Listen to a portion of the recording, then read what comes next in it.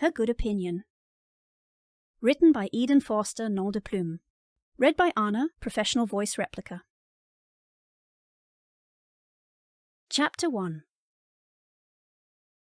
Walking along, one day, Elizabeth's mind was engaged, thinking of Mr. Darcy's peculiar behaviour since his arrival in Kent, in comparison to the way he behaved when he was in Hertfordshire. One might think he admired her, but Elizabeth knew better.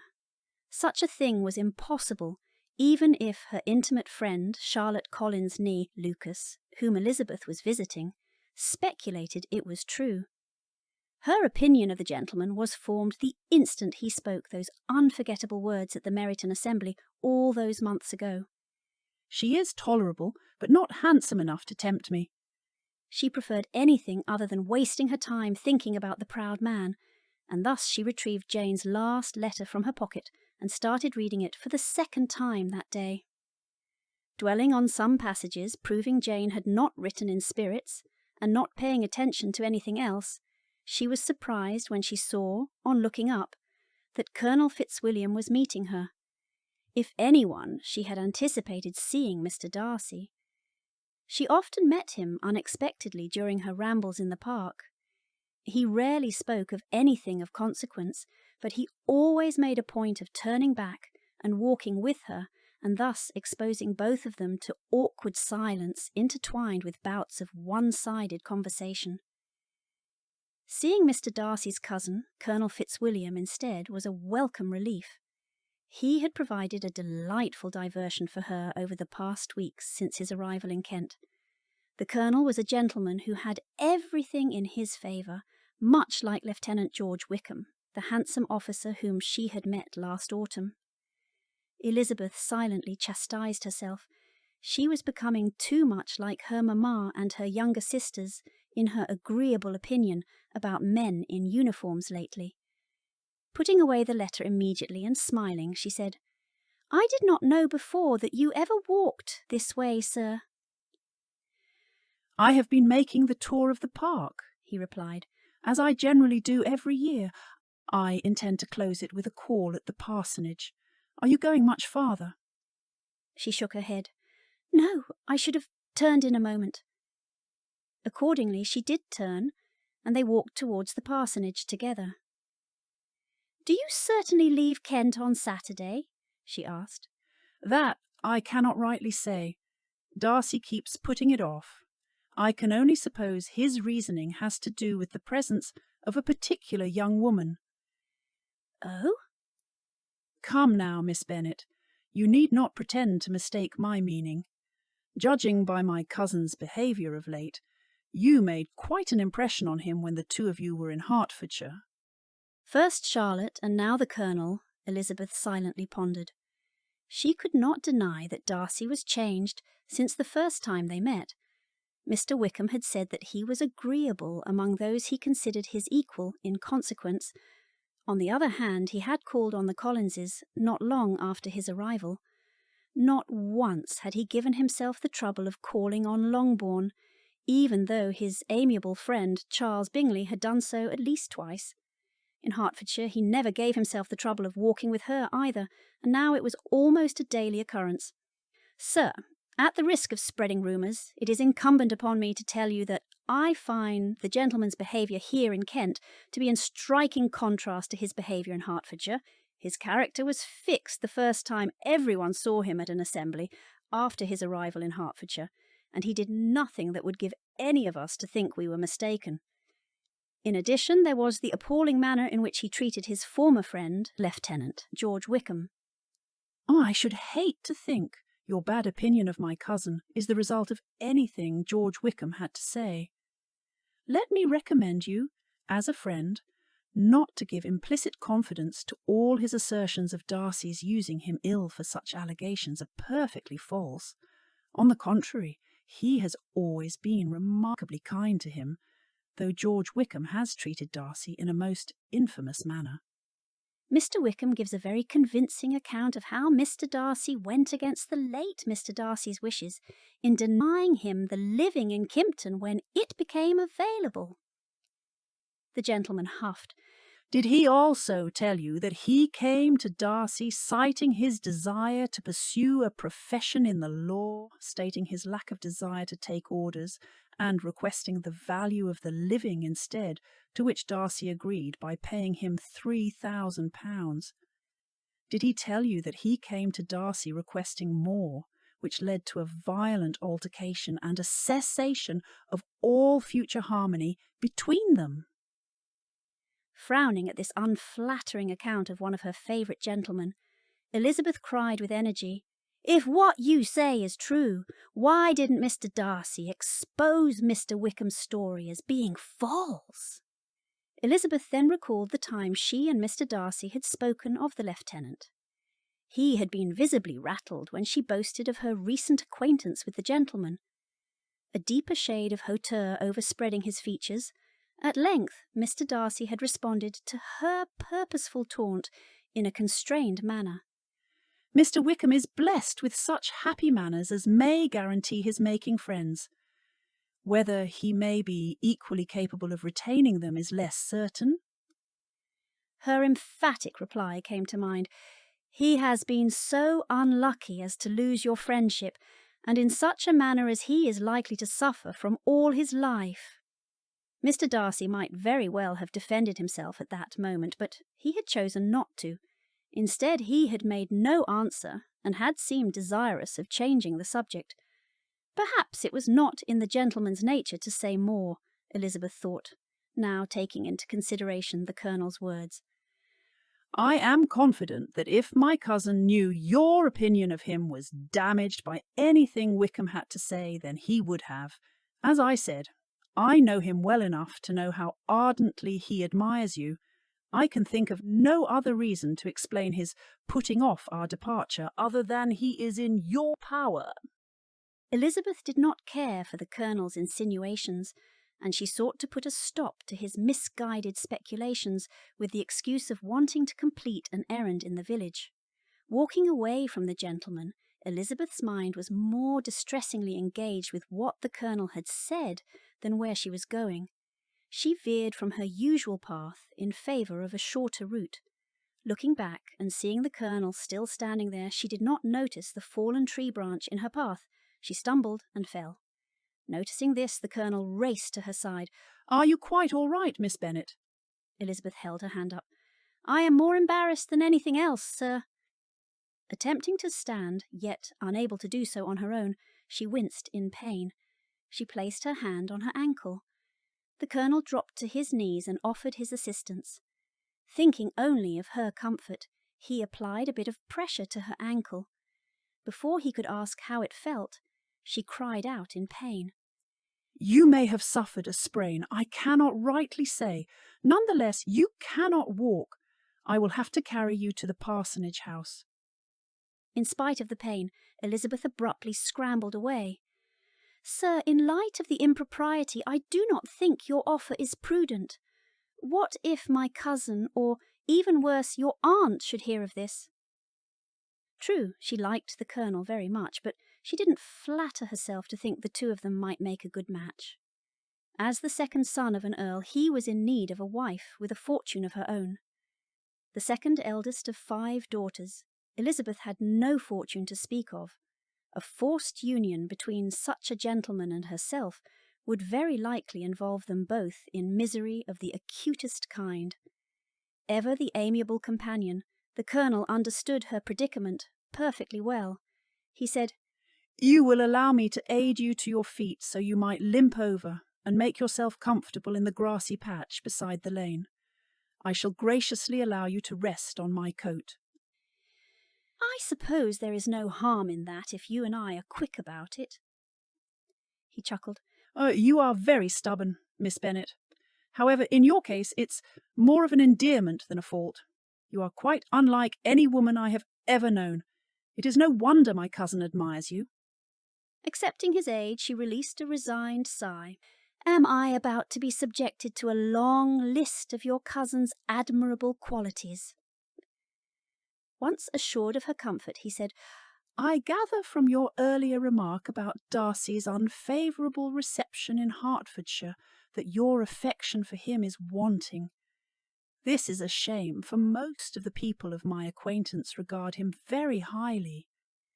Yes, well, I have heard that he can be very agreeable among those whom he considers his equal in consequence, Elizabeth replied, recalling the words of the agreeable Mr. Wickham. It is not only those of similar consequence who speak highly of him. He is regarded as the best master, a devoted brother, and a most loyal friend, Elizabeth said. Perhaps, but do you not also consider that he is particularly fond of his own opinions, and he likes to have his own way? The Colonel replied, As rich gentlemen generally do. That is hardly a fault in his character. Elizabeth said, I tend to think otherwise when his whims are pursued at the expense of others. Your uncertainty about his plans for departing Kent is one such example. It is as though he brought you down with him chiefly for the sake of having someone at his disposal. I wonder he does not marry to secure a lasting convenience of that kind, but perhaps his sister does as well for the present. As she is under his sole care, he may do what he likes with her. No, said Colonel Fitzwilliam. That is an advantage he must divide with me. I am joined with him in the guardianship of Miss Darcy. Are you indeed? And pray, what sort of guardians do you make? Does your charge give you much trouble? Young ladies of her age are sometimes a little difficult to manage, and if she has the true Darcy spirit, she may like to have her own way as well. As she spoke, she observed him looking at her solemnly.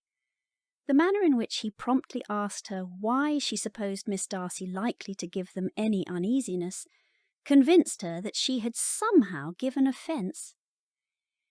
You need not be frightened, sir. I never heard any harm of Miss Darcy. I dare say she is one of the most amenable creatures in the world. She is a very great favourite with some ladies of my acquaintance, Mrs. Louisa Hurst and Miss Caroline Bingley. I think I have heard you say that you know them. The Colonel replied, I know them a little. Their brother is a pleasant, gentlemanlike man. He is a great friend of Darcy's. Indeed, let us not forget his friend Mr. Bingley. Mr. Darcy is uncommonly kind to him. One might say he takes a prodigious deal of care of him. Care of him? Yes, I really believe Darcy does take care of Bingley in those points where he most wants care. From something that he told me during our journey to Kent, I have reason to think Bingley very much indebted to him.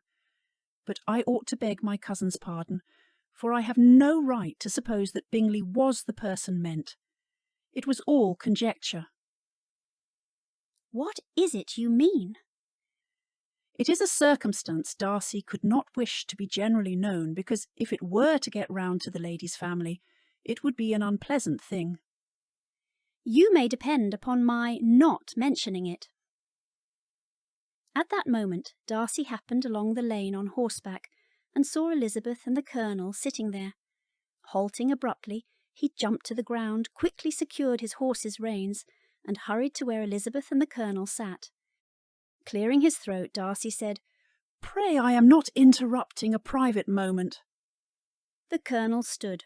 No, Miss Bennet, in her haste to escape my amiable company, took a fall and injured her ankle. Rather than risk the impropriety of my carrying her to the parsonage house, I offered to sit with her until a more fortuitous rescue opportunity presented itself. Then it is indeed fortunate that I chose this path at this particular time, I suppose. I shall see to Miss Bennet's safe return. I beg your pardon, sir. I do not imagine it would be any less improper for me to arrive at the parsonage house with you than with the Colonel. Darcy seemed to take umbrage at Elizabeth's assertion. Pray, you will agree that the two situations are not entirely the same. Besides, I have my horse. You shall ride, and I will walk. I would never go near that giant beast. How tall is it, anyway? Unwilling to entertain further protest, Darcy walked to where she sat and picked her up, taking Elizabeth as well as the Colonel completely by surprise. In a flash she was sitting astride Darcy's frightening stallion, her pulse racing and her heart swelling with indignation. "Mr. Darcy," Elizabeth protested. "Calm yourself, Miss Bennet." "But—" "No buts, young lady. I shall deliver you safely to the parsonage, and then you may thank me properly." Not knowing what the gentleman might possibly have in mind in making such a bold statement, Elizabeth ceased her attempts to protest. The three of them, Elizabeth on horseback, and Darcy walking beside his horse, with the reins tightly in his grip, and the colonel next to him, made their way slowly to the parsonage house. When they were there, all three of them were silently relieved to find that Mr. and Mrs. Collins were out, the former at the parish and the latter in the village with her younger sister, Miss Maria Lucas, who was also visiting from Hertfordshire. Once Elizabeth was settled in the parlour, neither of the gentlemen was in a hurry to leave on the excuse of not wishing to leave her alone. Her ankle did not hurt as much by now, and not wanting to make a fuss, she saw no need to summon the local physician. A lull in the conversation gave the colonel the chance to pick up where he and Elizabeth had left off before Darcy came across them in the lane. He looked at his cousin pointedly. "Miss Bennet was telling me about your behaviour when you two met in Hertfordshire. I was about to tell her how you saved your good friend from a most inconvenient alliance." Darcy coloured. Clearing his throat, he said, "I am sure Miss Bennet is in no mood to hear any of that just now." "On the contrary," Elizabeth declared, intrigued by the increasing discomfort the usually staid Mr. Darcy was exhibiting. "I can think of no better way to pass the time." "Fitzwilliam!" Darcy nearly shouted. "Calm yourself, "Old man. Besides, Miss Bennet and I were well into the story before you came along. It is not fair to leave her in suspense." Ignoring his cousin, the colonel turned to Elizabeth. "What Darcy told me was that he congratulated himself on having lately saved a friend from the inconveniences of a most imprudent marriage, but without mentioning names or any other particulars. I only suspected it to be that gentleman we were speaking of earlier, from believing him the kind of young man to get into a scrape of that sort, and from knowing them to have been together the whole of last summer." Speaking as though the gentleman was not standing a short distance away, his attention apparently fixed on whatever he was staring at outside the window, she inquired, "Did he give you reasons for this interference?" "I understood there were some very strong objections against the lady." Still looking at Mr. Darcy's back, she noticed his posture stiffen. Elizabeth continued, "What arts did he use to separate them?" "He did not talk to me of his own arts," said Fitzwilliam, smiling. "He only told me what I have now told you." Her heart swelling with indignation, she spoke in a measured voice. "Your cousin's conduct does not suit my feelings. Why was he the judge?" "You are rather inclined to call his interference officious, Miss Bennet." "I do not see what right he had to decide on the propriety of his friend's inclination, or why, upon his own judgment alone, he was to determine and direct the manner of his friend's happiness. But," she continued, remembering herself, "as we know none of the particulars, it is not fair to condemn him. It is not to be supposed that there was much affection in the case." "That is not an unnatural surmise," uttered Fitzwilliam. Here Darcy turned and glared at his cousin. Directing his gaze at Elizabeth, Darcy told the colonel to leave, citing his desire to speak with Elizabeth in privacy. In response to the colonel's initial objection to leaving the two of them alone, Darcy said, "I have a matter of a personal nature to discuss with Miss Bennet." As if unsure of Elizabeth's sudden change in attitude, Fitzwilliam studied her inquiringly. "Miss Bennet?" Elizabeth gave him no reply, but rather turned away. She had other matters to ponder. There could not exist in the world two men over whom Mr. Darcy could have such boundless influence. That he had been concerned in the measures taken to separate Bingley and Jane she had never doubted, but she had always attributed to Miss Bingley the principal design and arrangement of them. Mr. Darcy was the cause, his pride and caprice were the cause of all that Jane had suffered and continued to suffer. He had ruined every hope of happiness for the most affectionate, generous heart in the world, and no one could say how lasting an evil he might have inflicted. Oh, what she would not say to him when afforded the opportunity. Tearing his eyes away from Elizabeth, Darcy turned to his cousin. My purposes will be clear when next we meet. With that assurance, the Colonel bid Elizabeth farewell. Chapter 2. Darcy marched over to the mantelpiece and leaned against it. There it is again, Elizabeth silently observed. He had exhibited that same agitated manner whenever they were alone before. Elizabeth waited and wondered what could be the gentleman's purposes. Surely he meant to tell her that the Colonel was mistaken, that Bingley was not the friend his cousin spoke of. Moreover, if what the Colonel had said was indeed true, as she strongly suspected, then surely he meant to apologise. At length the gentleman stood straight and tall, and began his speech. In vain I have struggled. It will not do. My feelings will not be repressed. You must allow me to tell you how ardently I admire and love you. Elizabeth's astonishment was beyond expression. Prior to his startling speech, she had been preparing herself to hand him a proper set down for his ill use of her sister, not entertaining a proposal of marriage. Thus she could do no more than stare and remain silent. This he considered sufficient encouragement, and the avowal of all that he felt, had long felt for her, immediately followed. He spoke well, detailing the nature of his struggles, the burdens that he would face because of such an unequal alliance, and how he was willing to put all such things aside.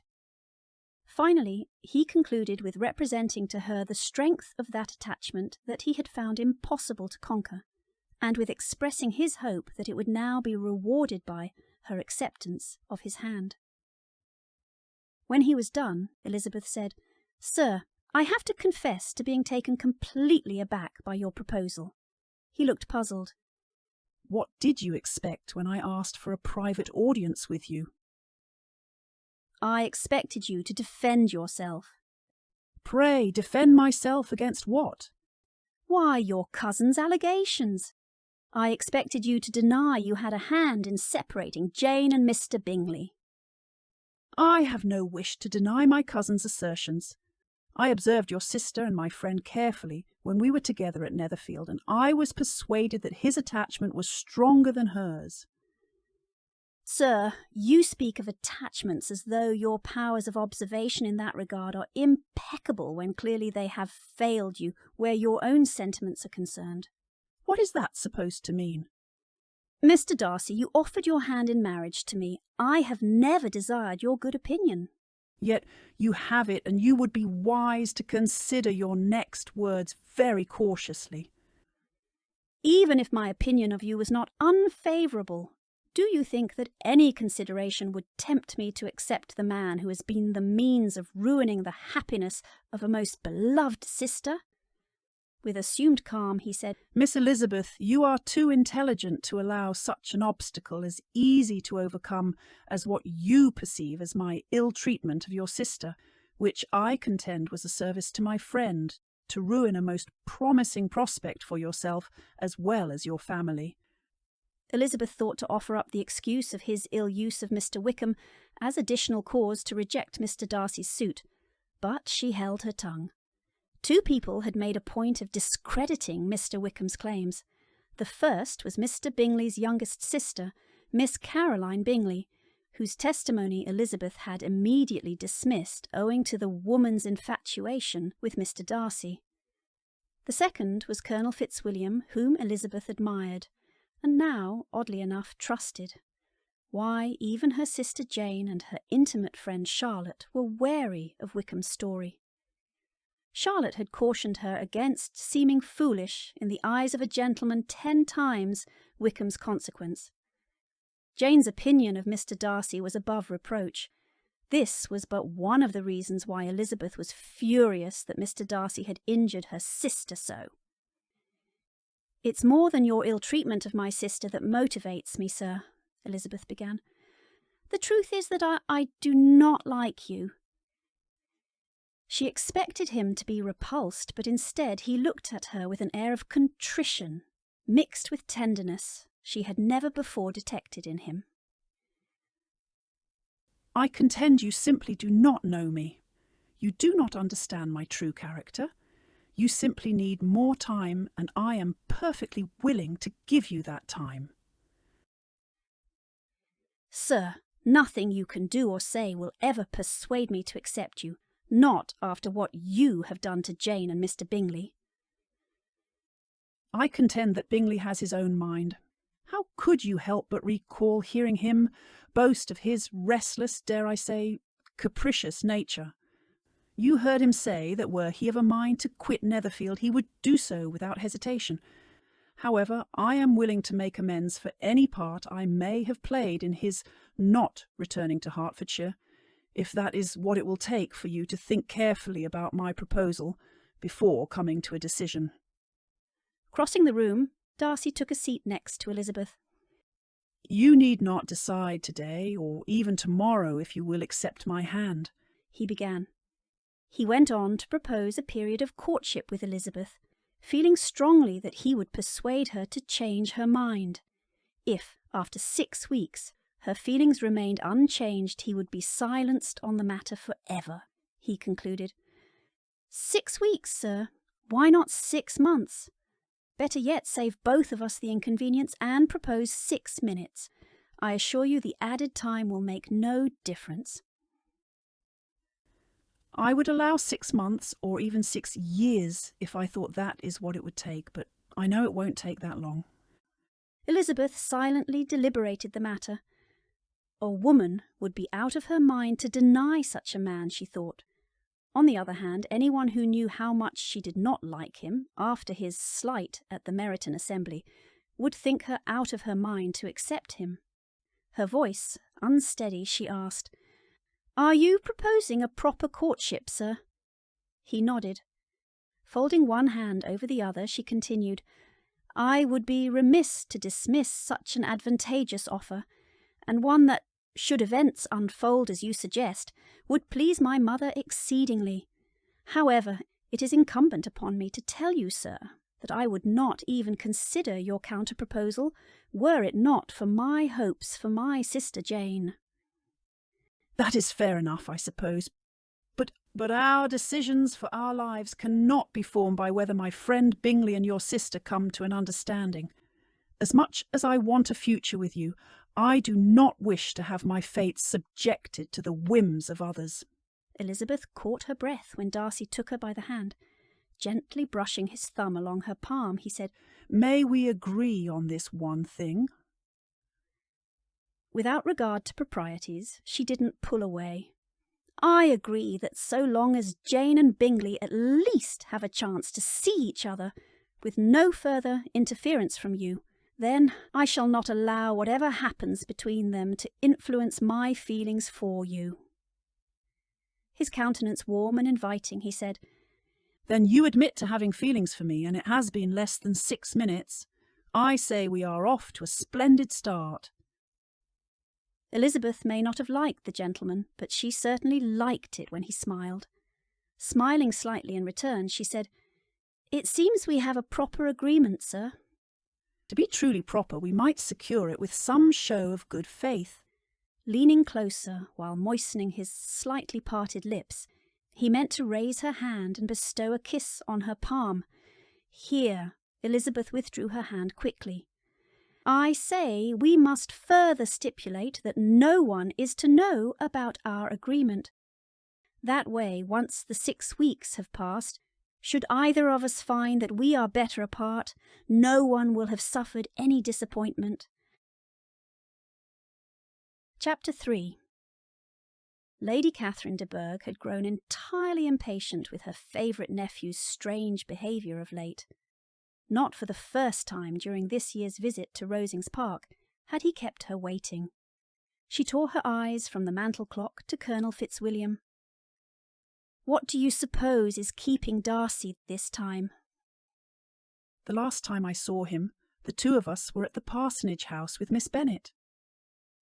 Do you mean to say you left him there and you have not seen him since? Darcy asked for a bit of privacy with the young woman. Under the circumstances, I thought it was the thing to do. The circumstances? What circumstances do you speak of? And what of the Collinses and Miss Lucas? Pray tell me they were at the parsonage when you left, or did you leave my nephew and that impertinent Miss Elizabeth Bennet alone? I believe the Collinses and Miss Lucas were all out. Her ladyship rose from her seat. You left a single gentleman and a single young woman alone. What were you thinking? Pray calm yourself, your ladyship. I am certain Darcy will be here soon, with good news to convey. When I think of it, perhaps I should speak on the matter no more, for it is Darcy's place to inform you. The Colonel looked at his cousin Anne almost apologetically, and cleared his throat. The two of you of his intentions. Her ladyship had heard enough to form her own opinion about what was afoot. She made her way across the room and ordered her carriage. This is not to be borne. I shall take matters into my own hands. Overall, Elizabeth could rightfully say that she was happier than she was dissatisfied. The sooner Mr. Darcy took his leave of Kent, the sooner he would begin making amends to Jane and Mr. Bingley. Thoughts of Jane's happiness filling her head, she was suddenly roused by the sound of the doorbell. Her spirits were a little excited by the idea of it being Mr. Darcy, who had only parted company with her a quarter-hour ago. Perhaps he had thought better of leaving her alone, and he meant to sit with her until the Collinses returned. This idea was soon banished, and her spirits were very differently affected when, to her utter amazement, Lady Catherine de Bourgh stormed into the room. Her ladyship did not bother with the usual civilities. She glared at Elizabeth. You can be at no loss, Miss Bennet, to understand the reason I am here. Your own heart, your own conscience must tell you why I have come. Indeed, your ladyship, replied Elizabeth with a look of unaffected astonishment. One must only assume you are here to see the Collinses. Then you pretend to be ignorant of my being here expressly to see you, young woman. Are you indeed? Elizabeth responded, half smiling. How shall I account for such an honour? Her ladyship said, I have just heard a most alarming report from my nephew Fitzwilliam, that my nephew Darcy was here with you. As you can see for yourself, your ladyship, Mr. Darcy is not here. Clearly he's not here at this moment, but that does not mean he was never here. Tell me at once, what business did my nephew have with you that required a private audience? Pardon me, your ladyship. You may ask questions of a personal nature that have nothing at all to do with you, but I am under no obligation to answer them. You ought to know, Miss Bennet, replied her ladyship in an angry tone, that I am not to be trifled with. Colonel Fitzwilliam gave strong hints that Darcy was here with you with the intention of making you an offer of marriage, though I know it must be a scandalous falsehood, and that it is indeed impossible. I instantly resolved on setting off for this place that I might make my sentiments known to you.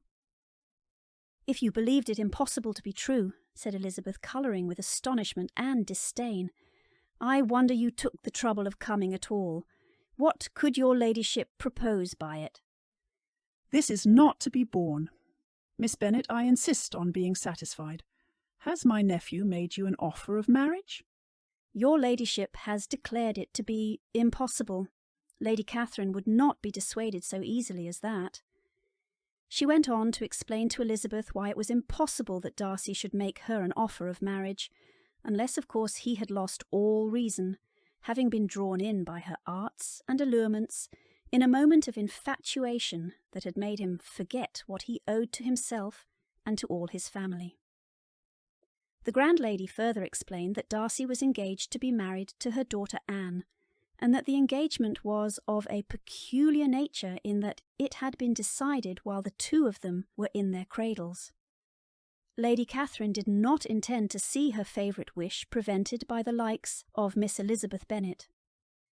concluding her lengthy speech on why a marriage between Darcy and Elizabeth would never occur. She glared at Elizabeth. Intent on having the last word, she demanded, "Tell me once and for all, are you engaged to my nephew?" Though Elizabeth would not, for the mere purpose of obliging Lady Catherine, have answered this question, she could not but say, after a moment's deliberation, "I am not." Lady Catherine seemed pleased. "And see that you never enter such an engagement." Finally satisfied she had accomplished her purposes in being there, Lady Catherine quit the room. Meanwhile, at Rosings, the Colonel was taken aback when he strode into the library in search of a good book to read and saw Darcy standing by the window. He cleared his throat to get his cousin's attention. "Darcy, I never expected to find you here." Darcy turned to face his cousin. "Why were you looking for me?" "Lady Catherine was asking about you earlier, and I told her that you were at the parsonage house with Miss Bennet." "I do not imagine that met with our aunt's pleasure."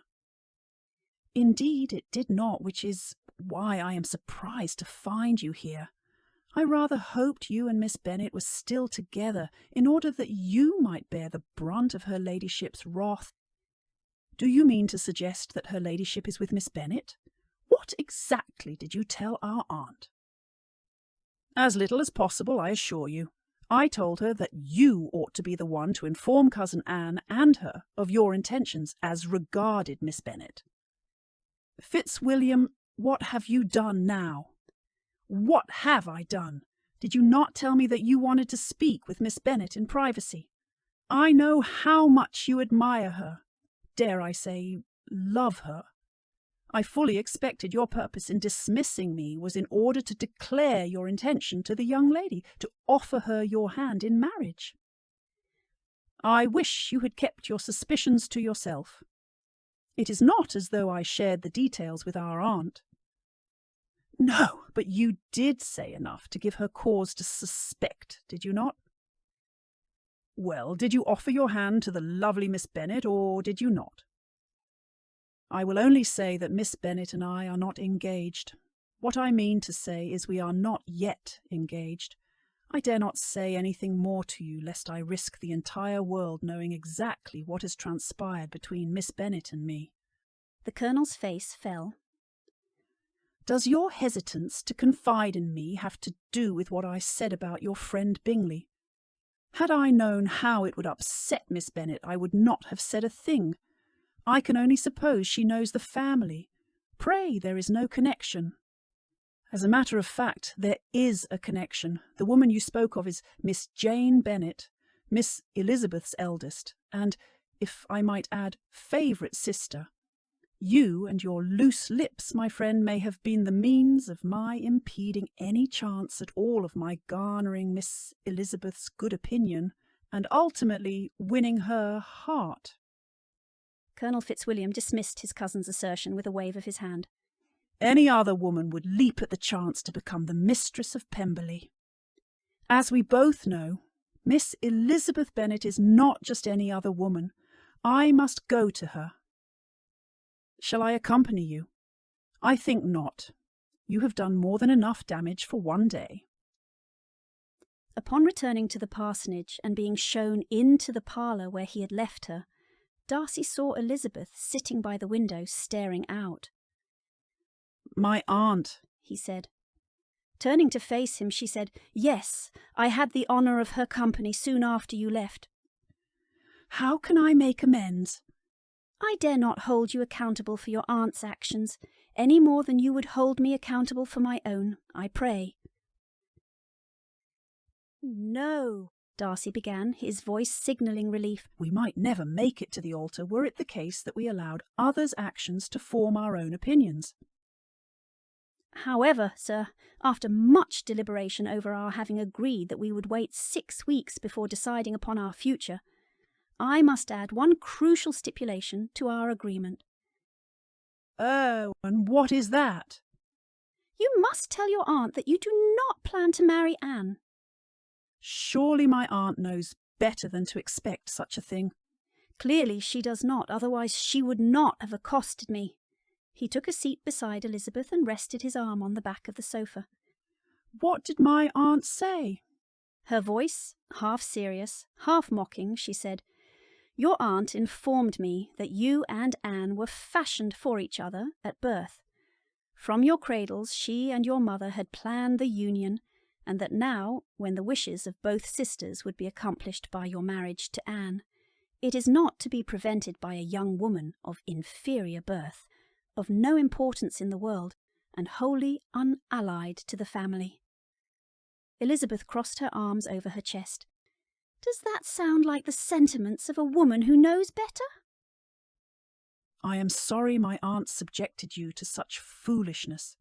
Surely you know me better than to believe I would consider myself bound by such wishes. Indeed. I told her I had heard it before, and that it was nothing to me. I told her that if there were no other objections to my marrying you, then I would not be kept from it by knowing that your mother and she wished you to marry your cousin. Again, I apologize, and I will inform my aunt that I have no intention of marrying Anne. Elizabeth accepted Darcy's apology in the spirit it was given, and was thereby resolved upon no further discussion of Lady Catherine. Changing the subject, she asked, Does your plan dictate your leave-taking of Kent on Saturday? I will delay my departure if that is your wish. No, I would not ask you to alter your plans on my behalf. Rather than leave Kent, I would much rather remain here. We might secure Anne's phaeton and spend our time riding about the park, getting better acquainted with each other, until you are fully recovered. To do so would give rise to an attachment that we do not yet share. You had much better adhere to your original plans, and I shall do likewise. I am hoping that you will alter your plans and return to London sooner than you had intended. Elizabeth said, As I have an entire 6 weeks before agreeing to your proposal, and really nothing has changed between the two of us, sir, I believe we should behave accordingly. Seeing the disappointed look on his face, she continued, Saying that, I shall make a point of recovering from my mishap on the path as soon as can be, at which point I shall hasten my return to town. As you can imagine, I am most eager to reunite with my sister Jane. Perhaps by the time I see her again, you will have made Mr. Bingley aware of her being in London. Darcy said, When you are ready to depart, I shall like you to return to London in one of my carriages. I shall have one readied and waiting. I assure you that such measures are wholly unwarranted. Again, nothing has changed, and we must behave accordingly. You may continue to say that so long as you wish, Miss Elizabeth. I know better. Already things have changed between us. I know you feel it too. Otherwise your stance with my aunt would have been different. Now we are to be parted for who knows how long. To be entirely fair, I would ask that the 6 weeks commence when we meet in town. Far be it from me to be accused of being unfair, sir. Darcy smiled at Elizabeth's view of herself. He took her hand in his. Indeed, it is but one of the things I admire most about you, and if you will allow, I must redress my aunt's unkind remarks that you, of all people, are of no importance in the world.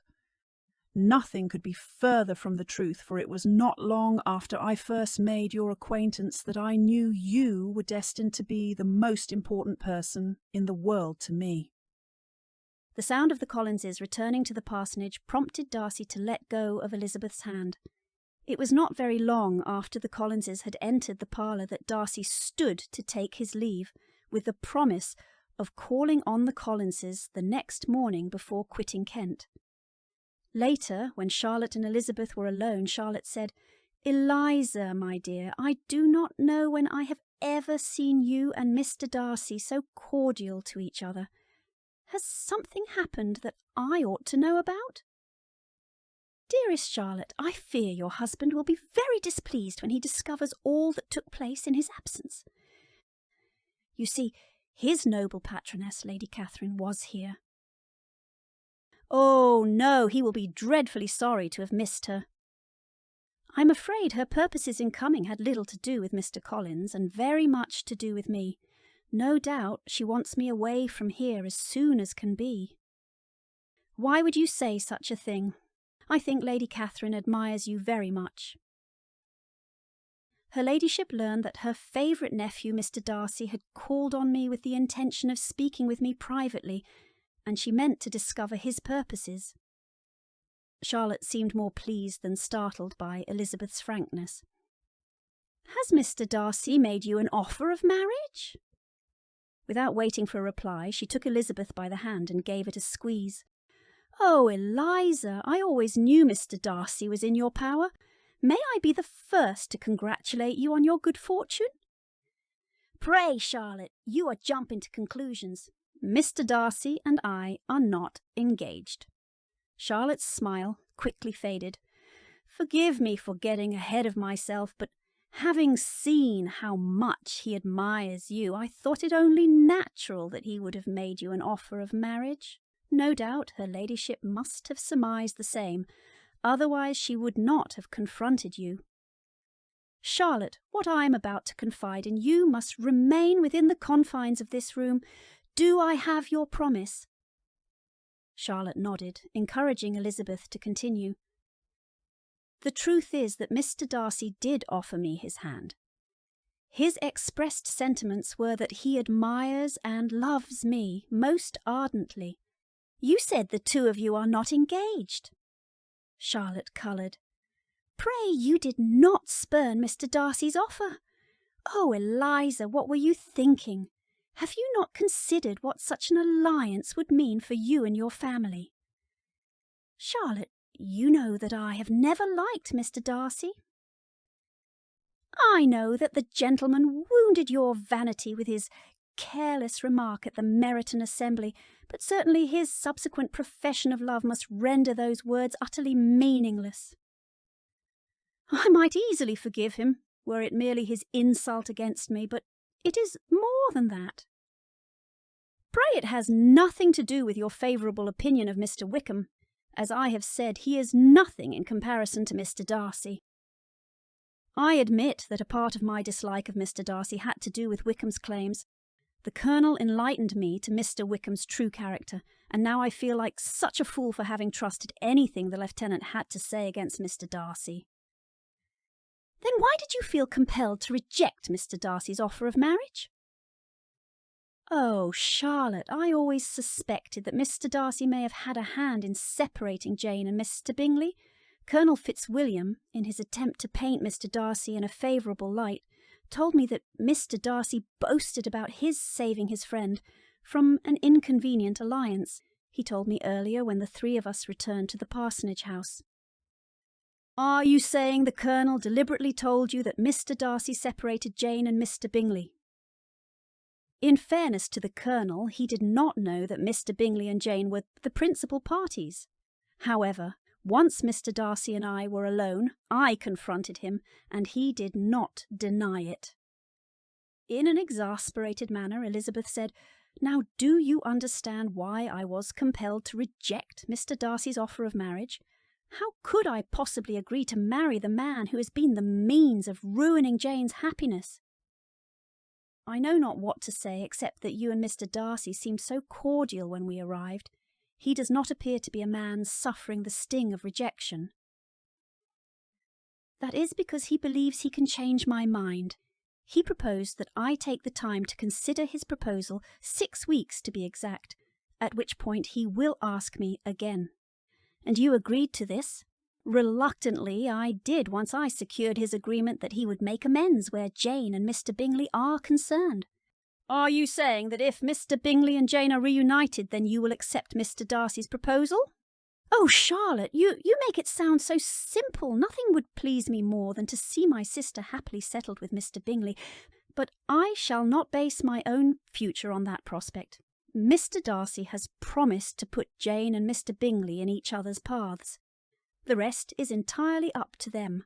So long as Mr. Darcy upholds his part of the scheme, I shall keep an open mind as regards the prospects of entertaining a second proposal." "Pray, Eliza, do anything but trifle with Mr. Darcy's affections. He is a man of great consequence, and he is completely in your power. While you say you do not like him, I beg to differ. I believe you like him more than you know. I pray over the next 6 weeks or so you will come to deeply respect and esteem him. What's more, I pray that you will be most thankful for the honour he has bestowed in choosing you, and indeed be honoured to be his wife. Chapter 4. Every day that went by since her arrival in town gave Elizabeth cause to rethink her decision not to accept Mr. Darcy's hand when she had the chance. If she had, Jane and Mr. Bingley surely would have been thrown in each other's paths again. Perhaps she should have hastened her return to town. Those final days in Hunsford had been awkward at best. Lady Catherine did not invite the Hunsford party to Rosings to have tea even once, which suited Elizabeth perfectly well. However, Miss Lucas and Mr. Collins undoubtedly felt the slight. When the time did come to depart Kent, no one was more excited than Elizabeth. Secrecy and anticipation had been her closest companions since her arrival at Gracechurch Street. The days passed most pleasantly away, the mornings in bustle and shopping, and there was even an evening at one of the theatres. The gardener's circumstances did not allow them to travel in the same circles as did someone of Mr. Darcy's station, and, therefore, Elizabeth did not expect to see him around and about in town. However, she had expected to see him at the gardener's home by now. Time was running out, for Elizabeth, Jane, and Miss Lucas would be leaving Cheapside and returning to Hertfordshire soon. She wondered if her being in Cheapside was the reason Mr. Darcy had not called on her. Perhaps he had decided that her London connections were indeed the sort that he had endeavoured to avoid all his life, and thus he had decided to wait to call on her at Longbourn.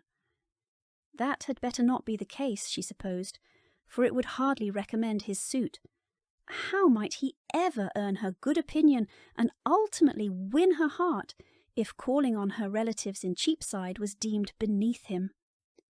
Wanting to take her mind off her disappointed spirits, on behalf of her sister, of course, Elizabeth decided to take a walk in the park. She was of a mind to go upstairs to prevail upon Jane to join her, when the sight of Mr. Darcy's carriage driving up to the gardener's door caused her to halt. Quickly, she moved away from the window, smoothed her dress, and prepared for the unexpected, although long-awaited visitor. Mr. Darcy appeared with Mr. Bingley and a young woman whom Elizabeth supposed could only be his sister, Miss Georgiana Darcy. The young lady was tall, and her appearance womanly and graceful. When the formidable introduction took place, Elizabeth could see that her new acquaintance was not proud, as Elizabeth had come to expect. She was only exceedingly shy. The mere sight of Mr. Bingley standing there, as handsome and good-humoured as ever, was enough to do away with any lingering anger Elizabeth had against him. The same could be said of a good measure of her grievance against Mr. Darcy, who seemed to Elizabeth as if he were genuinely pleased to be a guest in her aunt and uncle's home. Elizabeth invited the visitors to have a seat. A moment or two later brought the gentlemen once again to their feet. In walked Jane, Miss Maria Lucas, and Elizabeth's aunt, Mrs. Gardiner. Immediately, Elizabeth's attention was drawn to her sister's reaction to once again being in Mr. Bingley's company, and likewise his reaction to being in hers, but she was obliged to introduce all the guests to her aunt. Tearing her eyes from Jane, she commenced doing so. Elizabeth was further surprised when Mr. Darcy and her aunt fell readily into the conversation, when the latter remarked upon her formal connections in Lambton, a small village in the north near Pemberley, Mr. Darcy's home. Mrs. Gardiner, an elegant, intelligent woman, must have surmised that Mr. Darcy had another purpose in being in Cheapside other than courting her good opinion. Thus, she suggested the young people might enjoy taking the air. Jane, Maria, and Elizabeth headed upstairs to get their wraps. When the sisters were alone, Elizabeth said, "Oh, Jane, are you not excited to see Mr. Bingley?" Indeed, I am excited. I'm rather surprised too. After my last visit with his sister, Miss Bingley, I lost all hope of ever seeing him again. Jane's eyes beamed. And now he's here. Although I must say that I believe I owe the honour of my joy to Mr. Darcy. No doubt he is here to see you. Jane, why ever would you say such a thing?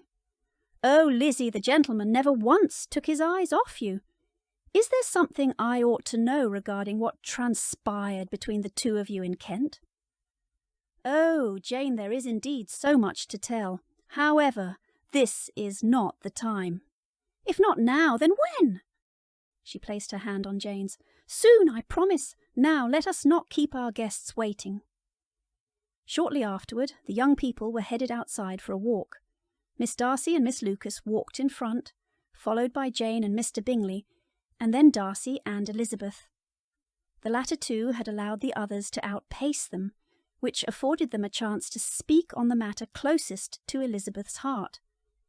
She said, "Thank you for bringing Mr. Bingley to see Jane." I said I would do my part in putting the two of them in each other's paths, Darcy replied. Indeed you did. However, and mind you, this is not a complaint, Mr. Bingley seemed wholly surprised to see Jane. That is because he was surprised. But how can that be? Did you not tell him that my sister was here? No, I didn't. I thought you intended to be honest with Mr. Bingley. How have I been dishonest with him? By omitting to tell him about your role in keeping Jane and him apart, Elizabeth replied. It would seem we've both failed to be entirely forthcoming. How so, sir? Did you tell Miss Bennet that she would soon be seeing Bingley? No, I did not want to give my sister false hope. Pray allow that I had the same good intentions in mind for my friend. Despite how it all came about, I thank you for keeping your word. Surely you can now see for yourself what a difference there is in Jane today as opposed to... Elizabeth paused for a moment. It occurs to me that you can have no way of knowing the actual extent of Jane's despair. Thus, you will have to trust me when I say her spirits are much revived. Wanting to discuss matters closest to his own heart, Mr. Darcy inquired, And how are you today, Miss Elizabeth? Elizabeth replied that she was doing well, which pleased Mr. Darcy. He'd missed her exceedingly since he last saw her in Kent. Their parting had been brief and had comprised his cousin, and him calling on the Collinses and saying their goodbyes as a show of courtesy. The next several hours had been filled with inquiring looks and silent questions from Colonel Fitzwilliam. Darcy ignored his cousin as best he could. The last thing he intended to do was tell him what he was about, because if Fitzwilliam knew, then it would not be long before everyone knew. Darcy had been disappointed that his agreement with Elizabeth did not allow them to correspond. He had wanted to call on her sooner, but he had fallen ill. He had no wish to expose others to his malady, even if it was merely a trifling cold. Elizabeth said, "It was very kind of you to bring your sister with you today, sir." Yes, I have looked forward to introducing the two of you to each other for months. Dare I confess that I have looked forward to making your sister's acquaintance as well, said Elizabeth, recalling Miss Bingley's praise of the young woman's accomplishments. She is indeed a delightful young lady, even if a bit shy. I had not expected to find her so. She is somewhat reserved, but I should like to think that the two of you will form a strong attachment. As sisters, no doubt, said Elizabeth, her brow arched. Darcy smiled sheepishly. Perchance I should fail to persuade you to accept my hand. My wishes for my sister would not change. Your good opinion is something I would greatly desire for Georgiana. You already have hers. Elizabeth would be departing for Hertfordshire early the next morning. Thus Darcy and she parted with the understanding that when next they met, it would be at Longbourn. As soon as the proper arrangements were made to open the manor house at Netherfield Park, both he and Bingley would come. Elizabeth was therefore surprised when she received an invitation to dine at the Earl of Matlock's home that evening. She did not know the Earl at all, except that he was Mr. Darcy's uncle and the Colonel's father. She wondered why he had said nothing to her about the dinner party. She wondered if Mr. Darcy's relations had heard of all that took place in Kent. If his uncle was anything at all like his aunt, Elizabeth surmised, the evening might prove quite unpleasant. Not that such a prospect was likely to discourage her from accepting the invitation, for her courage always rose with any attempt to intimidate her. She prayed such would not be the case, but if so, she would be prepared. The invitation was extended to Jane as well, which gave Elizabeth the added comfort of knowing that whatever the evening promised, she would not be alone. Chapter 5. Except for Mr. Darcy, Colonel Fitzwilliam, and Jane, Elizabeth did not know any of the people assembled in the ornate drawing-room at Matlock House. All that changed soon enough when Lady Catherine de Bourgh made her grand entrance. From across the room, Elizabeth and the great lady made eye contact for a long, intense moment. Then Elizabeth saw her walk to where the Earl of Matlock, her ladyship's brother, stood a short distance away with his wife, Lady Matlock. Casting a disdainful glance in Elizabeth's direction, Lady Catherine asked, "What is she doing here?" Lady Matlock said, "If you are referring to Miss Elizabeth Bennet, then she and her lovely sister, Miss Jane Bennet, are our special guests this evening." "Why on earth would you invite people with such low connections to dine with you? Do you know nothing of her family?" "By our son's account, Miss Elizabeth was often a guest in your own home not very long ago. Are we not to be afforded the same privilege in forming an acquaintance with the young woman?" "That young woman deserves no such consideration from any of us. Pray lower your voice, Catherine. You're making a spectacle of yourself. Besides, our nephew Darcy seems to be of a different opinion regarding Miss Elizabeth's being here. I would have to say he is quite taken with her. I will confess that I was given to believe that the young woman had drawn our nephew in with her arts and allurements. I made certain that she knew she would never be accepted by any of Darcy's family, his friends, or his acquaintances should she aspire to make a match with him. How dare you undermine my will in this regard by inviting her here?" A tall, proud man. The Earl jutted his chin. "How dare you aspire to speak for the Fitzwilliam family? Are you saying that you would condone such an unequal alliance? Do you have no consideration for Darcy's obligation to our family?" "I am certain our nephew knows what is expected of him. He is his own master," said Lord Matlock. Eager to be away from her sister, Lady Matlock said, "If you will pardon the two of us, the Earl and I had better attend to our guests." When dinner was announced, Darcy escorted Elizabeth to the dining parlour. He was disappointed to find that they were to be seated at opposite ends of the table. Elizabeth and her sister were seated next to Colonel Fitzwilliam, the former to his left and the latter to his right. The dinner progressed without incident. Lord and Lady Matlock were nothing at all like Lady Catherine de Bourgh. However, Elizabeth could not help wondering if there were a particular reason the Earl's wife had arranged the seating to accommodate the placement of a lovely young creature named Miss Granger by Mr. Darcy's side. The arrangement seemed to have suited the young lady exceedingly well, Elizabeth supposed, if she were to judge by her manner of behaviour toward her dinner companion. Elizabeth could not recall seeing Mr. Darcy being as amiable and agreeable toward any young lady. It was nothing like the cool civility he always afforded Miss Caroline Bingley when they were in Hertfordshire. Seeing this, she truly did not know what to think or how to feel. After dinner, Elizabeth found herself the recipient of Lady Catherine's indignation.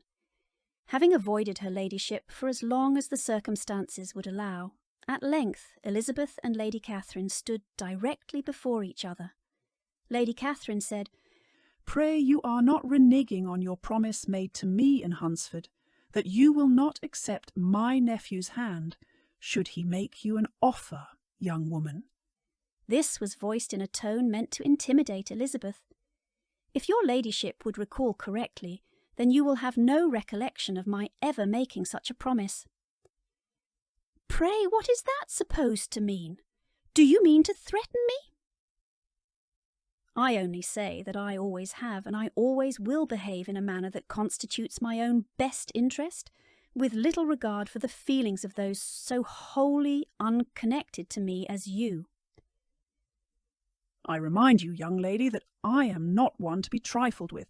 My nephew Darcy is off limits to you. I say the same as regards Colonel Fitzwilliam. I am aware that he is the reason you and your eldest sister were forced on our society this evening. Neither of you is worthy of my nephew's considerations. Do I make myself clear? When the gentlemen joined the ladies, Darcy walked directly to where Elizabeth and his aunt were standing. Pray you and Miss Elizabeth are enjoying a pleasant reunion, Lady Catherine. I, for one, could not be more delighted that Lord and Lady Matlock invited Miss Bennet and Miss Elizabeth to join us this evening. He offered his arm to Elizabeth. May I prevail on you to join me in a turn about the room, Miss Elizabeth? Accepting his arm, Elizabeth walked away with him, leaving her ladyship standing there aghast. The couple had not walked very far before Mr. Darcy's chatty dinner companion put herself directly in their path. Approaching them, and utterly ignoring Elizabeth, the young lady said, "Her ladyship is about to open the instrument, and she insists that I exhibit. You know how much I rely upon you to turn the pages." Placing herself between Darcy and Elizabeth, she laced her arm through his. "Come, we must not keep everyone waiting." Annoyed, Darcy said, "Miss Granger!" The young woman cast a sideways glance at Elizabeth. "Surely you do not mind if I steal Mr. Darcy away?" she said, and without pause looked at Mr. Darcy. "You see, that young lady is perfectly agreeable," she retorted, leading him away. Throughout the evening, Elizabeth got the sense that Mr. Darcy did not want her spending time alone with his cousin. She could not rightly suppose whether he was jealous or merely cautious where his cousin was concerned. The Colonel does have in him that capacity to say whatever it is that comes to mind with no regard to the consequence. He is an open book, and if Mr. Darcy is concerned, then that can only mean one thing. He is a man with secrets he does not wish for his cousin to reveal, she considered. With that in mind, and wanting to gauge Mr. Darcy's reaction, Elizabeth sought the Colonel's company. "If there is anything to know about Miss Granger, the Colonel will without a doubt tell me," she thought. Indeed, as soon as they were face to face, the Colonel said, "You may be wondering who Miss Granger is, and what her connection to Darcy is. Allow me to put your mind at ease. That young woman is our cousin." "Oh," Elizabeth could not help replying. "Indeed, although the young lady is better described as a rather distant cousin. She is the granddaughter of our grandfather's brother." "Then very likely she is someone of whom your aunt would approve. That is assuming she has given up on the notion of Mr. Darcy's marrying her daughter, Miss de Bourgh." "I am afraid my aunt will never accept the idea that Darcy and Anne will not be married, despite his having told her so on several occasions. In fact, she is not particularly fond of Miss Granger, for it is no secret that the young woman harbours the hope of an alliance with Darcy." The Colonel pursed his lips. "Perhaps I ought not to have said anything. You and I both know that the young lady's hopes are bound to be disappointed, do we not?" Just as she had expected, Darcy joined Elizabeth and Fitzwilliam as soon as Miss Granger's exhibition was concluded, and another of the young ladies at the party was called upon to exhibit. A slight nod of his head at his cousin sent the gentleman on his way. Darcy leaned close to Elizabeth and said, "I trust you know better than to give too much consequence to whatever my cousin has to say." "On the contrary, sir, your cousin is a fountain of information." "No doubt. Before this evening draws to a close, I should very much wish to have time alone with you. Will you meet me in the library?" "Sir, I can have no way of knowing where the library is." "I am certain that Fitzwilliam will be more than happy to oblige, this being his father's home." Saying that, Darcy silently pardoned himself and strode away. Indeed, the Colonel was very obliging. He offered to give Elizabeth and Jane a tour of the grand house. Later, when Elizabeth could, she made her way to the library. Mr. Darcy was standing by the fireplace. He was expecting her. "Thank you for joining me," he said, reaching out his hand to her. "Your cousin kindly gave Jane and me a tour. Having familiarised myself with the rooms, I made my way here as soon as I could." "I am delighted to have this time alone with you," he said, grasping her hand. He raised it to his lips and kissed her palm. Next he pressed a lingering kiss on her wrist. Her heart a-flutter, Elizabeth said, "It was very kind of your uncle to send the carriage all the way to Cheapside for Jane and me." Refusing to acknowledge his penetrating stare, she slowly withdrew her hand. "It is a shame that your friend Bingley is not a guest. I am sure my sister would have liked that very much." "Trust me, were this dinner party at my home, I would have invited him, as well as his sisters and Mr. Hurst. However, I am a guest tonight as well. Besides, a part of our agreement was that I would do everything in my power to reunite Bingley and your sister, which I did by bringing him to Gracechurch Street. We agreed that the rest is up to the two of them, did we not?" "I find it odd that your uncle and aunt would invite Jane and me to dine with them here at Matlock House, given that we are wholly unconnected with them, sir." "I believe you have my cousin to thank for that. I cannot help noticing how comfortable the two of you are whenever you are in each other's company." "I am surprised you noticed anything at all, sir. You and Miss Granger seem particularly intimate." "It is a consequence of my having known her family for many years, I assure you." "She is indeed a handsome woman, more than capable of tempting you, I am sure." "No doubt you are referring to my carelessly spoken words to Bingley at the Meryton Assembly. I apologise for having levelled such an unsolicited and undeserved, but most of all untrue assertion, when the truth of the matter is that it is you whom I find the handsomest woman of my acquaintance." "One would never know it, sir, by the manner of your comportment this evening." "I would rather have spent every minute of the evening by your side, but what of our agreement to be discreet?" Here again he took her hand in his. "You and I have 5 weeks and 6 days before I once again offer you my hand, at which point you will accept, and I will proceed to shout it from atop the tallest building. If, on the other hand," he spoke tenderly, slowly raising her hand, "this is your way of saying you are ready to accept my offer of marriage," he pressed his lips against her skin, "I am more than happy to oblige." Chapter 6. With so much to conceal from her favourite aunt, Mrs. Gardiner, Elizabeth was rather thankful her time in London had ended without incident. Elizabeth had not even confided in Jane all the events of those last days in Kent. Essentially, the invitation to dine at Matlock House had been a consequence of Elizabeth's having made the Earl's second eldest son's acquaintance in Kent. All things considered, such an explanation was for the best, she surmised. Soon after Elizabeth arrived at Longbourn, her father requested to see her in his library. At first he went on and on about his happiness that, with the return of his 2 eldest daughters, finally there would be others around him with whom he might enjoy intelligent conversation. At length he asked her to tell him about the trip to Kent. Elizabeth was not entirely forthcoming, which prompted Mr. Bennet to help her along. "You ought to know, my dear Lizzie, that I received a different account of things. Mr. Collins informed me that there was a bit of a misunderstanding between you and his noble patroness, Lady Catherine de Bourgh."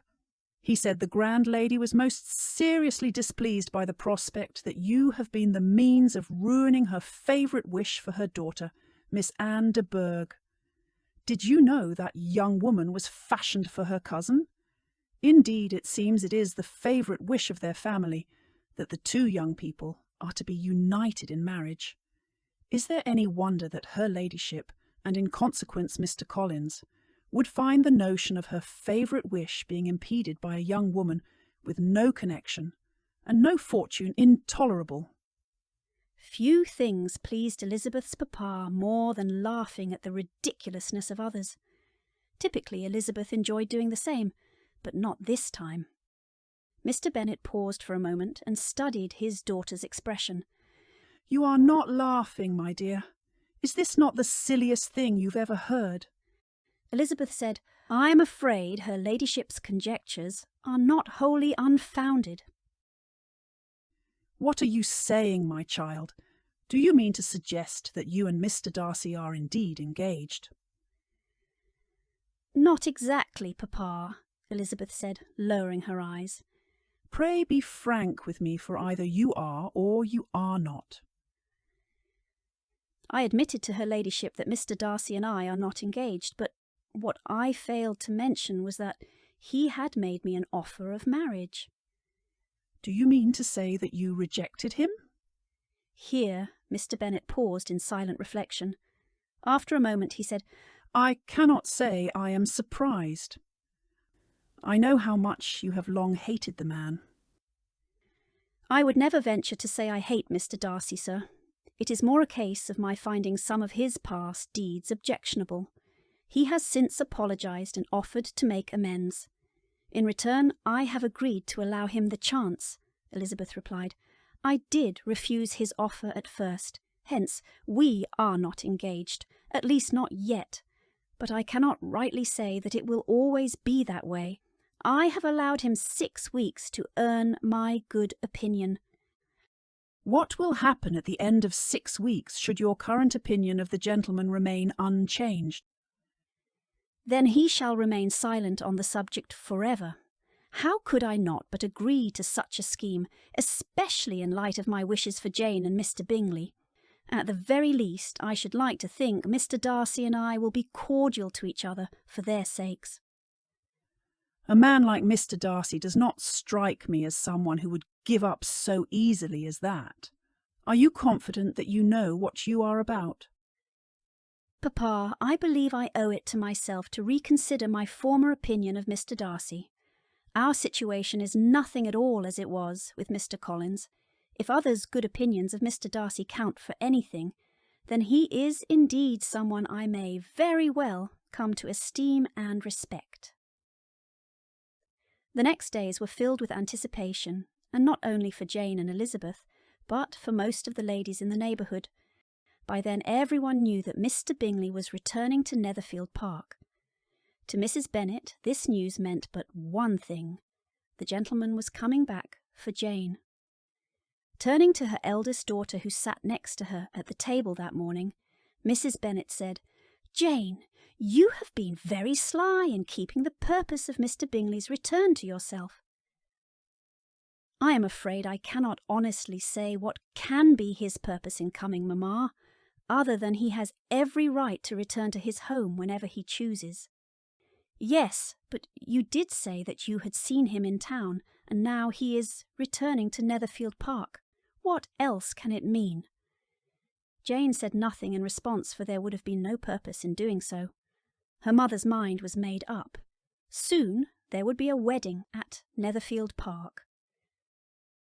The morning after the day of his arrival, Mr. Darcy went to Longbourn to call on Mr. Bennet. As best he could tell, his arrival had been largely without circumstance, which was just as he had hoped. He dearly wanted to see Elizabeth, but not before he had spoken privately with her father. "Mr. Darcy, I had heard that you and your friend Bingley had returned to our quaint country society, and during the height of the London season, no less, when young men ought to be paying court to young maidens in want of husbands. To what do I owe the pleasure of this visit?" Well, sir, I wanted to pay my respects to you. I fear I was remiss in not having called on you and your family when I was last in Hertfordshire. Then you have come to make amends for your lack of proper decorum, have you? In a manner of speaking, I suppose, there's also the fact that I intend to spend a significant amount of time paying court to your second eldest daughter, Miss Elizabeth. I wish to inform you that my intentions toward your daughter are honourable. A great deal of time, sir. How much time would you say constitutes a great deal of time? Would you say 6 weeks? Darcy coloured. Before he could say more, Mr. Bennet continued, As you probably have surmised, my daughter told me about your rather unconventional agreement, Mr. Darcy. I pray it does not meet with your disapproval, sir. It is my greatest wish that Miss Elizabeth will agree to be my wife, and I most certainly believe that I will prove successful in winning her hand. What's more, I will do everything in my power to see that she is well settled in life. I believe she will be exceedingly happy. I know my daughter's disposition very well, sir. She will be neither happy nor respectable in a marriage unless she truly esteems her husband. I know not the real basis for her reluctance, other than it is rooted in the unfavourable impression you left us with during your first visit. You somehow expect to overcome all that over the course of 6 weeks. I will ask you what I asked my daughter. What happens at the end of 6 weeks, should you not succeed in changing her mind? Sir, it is true that my affection for Miss Elizabeth is deeper than hers is for me. Saying good-bye to her and walking away from her, should I not succeed in winning her hand, would be one of the hardest things I have ever done. However, that is indeed what I will do. Some hours later, Mrs. Bennet saw Mr. Bingley from her dressing-room window enter the paddock and ride toward the house. Her daughters were eagerly called to partake of her joy. Jane resolutely kept her place at the table, but Elizabeth, to satisfy her mother, went to the window. She saw Mr. Darcy with Mr. Bingley, and she sat down again by her sister. "There is a gentleman with him, mamma," said Kitty. "Who can it be?" "Some acquaintance or other, my dear, I suppose. I am sure I do not know." "La!" replied Kitty. "It looks just like that man who used to be with him before, Mr. What's-his-name, that tall, proud man." "Good gracious, Mr. Darcy! Well, any friend of Mr. Bingley's will always be welcome here, to be sure, but I must say that I hate the very sight of him." Surprised and concerned, Jane looked at her sister Elizabeth. She felt for the awkwardness that must attend her sister subsequent to their pleasant meetings with the gentleman in town mere days ago. Their mother talked on and on of her disdain for Mr. Darcy, and her resolution to be civil to him as Mr. Bingley's friend. This resolve was enough to calm Elizabeth considerably. On the gentleman's appearing, both Jane and Elizabeth received them with tolerable ease and, in Elizabeth's case, with propriety of behaviour free from any symptoms of her secret agreement with Mr. Darcy. The first quarter hour in the gentleman's company was not without a fair degree of mortification, as Mrs. Bennet attempted to garner Mr. Bingley's approbation. He was received by Mrs. Bennet with a degree of civility that made her daughters ashamed, especially when contrasted with the cold and ceremonious politeness of her curtsy and address to his friend. However, Mrs. Bennet's purpose was not to have Mr. Bingley all to herself.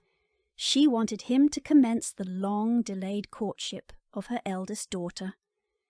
She remarked upon the pleasant weather and suggested that Jane and Mr. Bingley might enjoy a walk to Oakham Mount. It only made sense that Bingley's friend should join him. Hence, Mrs. Bennet told Elizabeth to walk with them too. The young people could scarcely wait to go along with the scheme. When Darcy and Elizabeth were at liberty to speak openly, she said, "I cannot believe you spoke with my father without first consulting me, sir. What could have been your purpose? And what, pray tell, do you imagine would have happened should my mamma have learned of your visit?"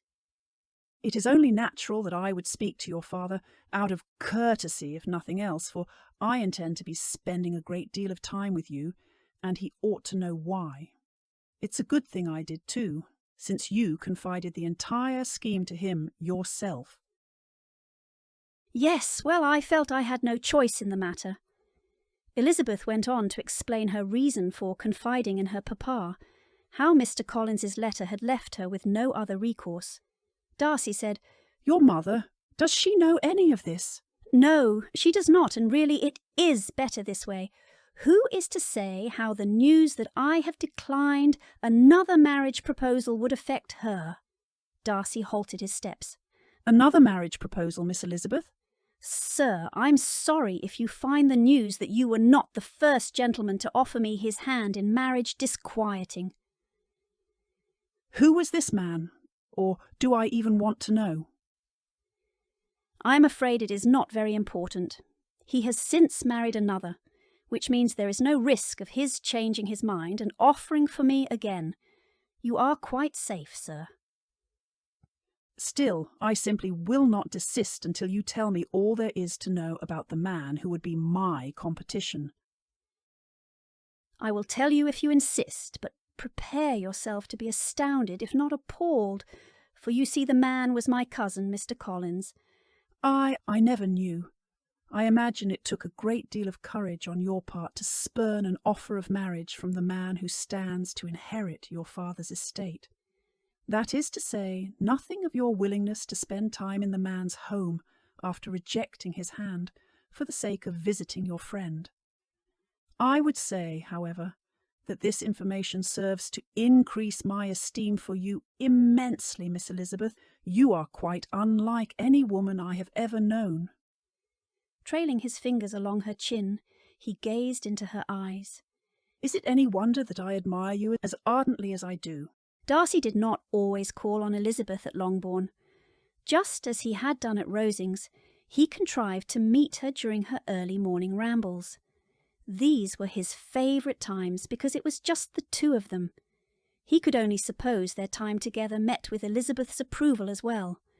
Earnest discussion of their favourite wishes was not uncommon, particularly their opinions of marriage. One day Elizabeth said, "Did you ever pause to consider what might happen were you never to marry Mr. Darcy?" It is my duty to marry, to beget Pemberley's heir.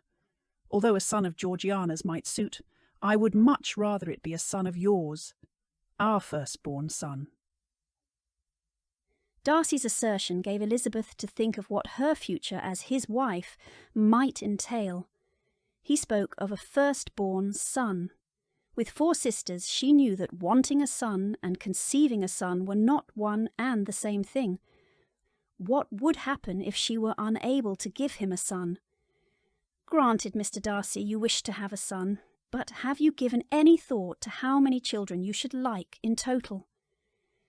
2 sons and 2 daughters would be my idea of perfection. You seem to have given this some thought. Indeed, I have. Why 2 of each sex, if I may ask? I always supposed that Georgiana would have benefited greatly from having a sister. I know I should have enjoyed having a brother in addition to my sister, someone closer in age to me. I must confess that it has always been one of my favourite wishes to have a brother as well. How different things would have been for our family. Darcy said, It is indeed a blessing that our children shall not suffer such concerns. Once we are married, neither shall you. You shall always have a place at Pemberley, even when or if I depart this earth before you. Stopping and encouraging Elizabeth to do the same, he trailed his fingers along on her cheek. Pray, when that day does come, that yours will be the last face I see. Chapter 7. The ensuing days allowed for any number of such encounters. Mr. Darcy seemed determined to make the most of every moment of his self-imposed schedule to win Elizabeth's heart. Through it all she determined to do or say nothing that would allow anyone to suppose she suffered the same ill feelings toward him as when they first made each other's acquaintance. When it was just the four of them, Jane and Bingley walked along side by side in mutual admiration, and Darcy and Elizabeth trailed behind, having allowed the former couple to outpace them.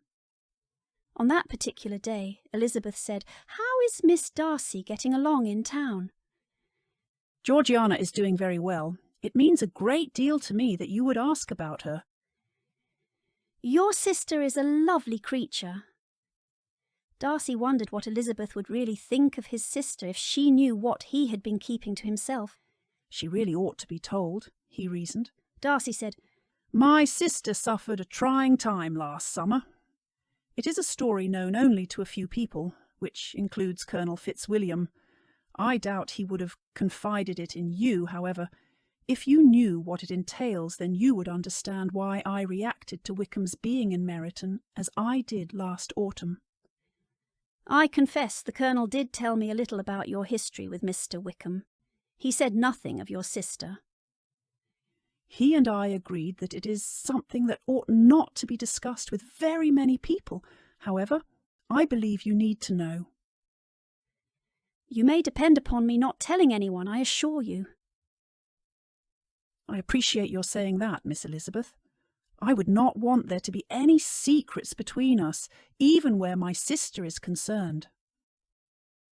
"Pray, what happened to Miss Darcy last summer, and how is Mr. Wickham involved?" Elizabeth listened as Mr. Darcy began speaking at length about Mr. Wickham's ungentlemanly behaviour toward young Miss Darcy. Throughout Mr. Darcy's speech, Elizabeth asked herself what manner of man would prey on such a young lady, an innocent nearly half his age, and persuade her to believe she was in love with him. What manner of man would persuade a young woman to go against the wishes of her family and consent to a scandalous elopement? All this had been attributed to a man whom she once admired. "I am sorry to hear that, sir. Thank heavens you arrived in Ramsgate when you did." "Indeed. A day later and Wickham's revenge against me would have been complete, and I would have been forced to spend the rest of my days referring to him as my brother. I can scarcely imagine a harsher fate for my sister or for myself." Some days were better than others were. Elizabeth had been particularly embarrassed earlier that morning when Mr. Darcy overheard her youngest sisters, Kitty and Lydia, complaining about what a disagreeable man he was when they first met him, and how he had not changed one bit since then. Even her next eldest sister, Mary, could not be prevailed on to vouch for his character. Thus Elizabeth was more than a little concerned by the way things ended when she and Mr. Darcy parted for the evening. She wished her family would only see that he was not at all as they thought. He was kind and considerate. She wished she had told him that she regretted her part in making everyone aware of his insult. Then, too, there was the part Lieutenant Wickham had played in ruining everyone's opinion of Mr. Darcy. She felt complicit in Wickham's scheme to poison everyone against Mr. Darcy as well. She wanted to express her regret for having been so open in her harsh sentiments toward Mr. Darcy. She was ashamed of having thought more highly of the likes of Mr. Wickham than she thought of Mr. Darcy. She really believed that she ought to be the one seeking to make amends for her poor judgment. She would make a point of telling him so when they were together the next day, she promised herself. His early morning leave-taking from Hertfordshire left Darcy feeling a little unsettled. The strong downpour made it unlikely that he and Elizabeth might meet, and thus he was compelled to write a letter to Mr. Bennet explaining his reasons for leaving so suddenly. He prayed his letter would find its way into Mr. Bennet's hands without delay. His last parting with Elizabeth was less pleasant than it might have been. Her younger sister's indictments against him had been severe and had given him to know how deeply he had wounded Elizabeth with his rude remark that she was not handsome enough to tempt him. Until that moment he had not truly understood the depth of her family's disdain for him, owing to his callousness. No wonder he faced heavy odds indeed in trying to win her heart, he surmised. His purpose for being in town was strictly to conduct business. He was not expecting guests. No one other than Bingley knew he was in town, and Darcy wanted to keep it that way. He was taken by surprise when his cousin, Colonel Fitzwilliam, strolled into the room. "I see the rumours are true. You have returned," he remarked, settling himself in a chair across from his cousin. "I hope this means you plan to attend the dinner party at Matlock House this evening. The lovely Miss Granger will be there, if that is any inducement." "I'm afraid I will have to disappoint you. I mean to finish my business in town so I might return to Hertfordshire. Surely you do not intend to travel at this hour. I see no reason for you not to dine with the family this evening. Your presence in town during the height of the season has been sorely missed." "I can well imagine that what you say is true. However, what would have been my purpose in being here? I have no interest in being on display as a possible husband for a flood of eager mothers and their single daughters. You know where my heart lies." "Ah, you are determined to win Miss Elizabeth Bennet's good opinion, I surmise."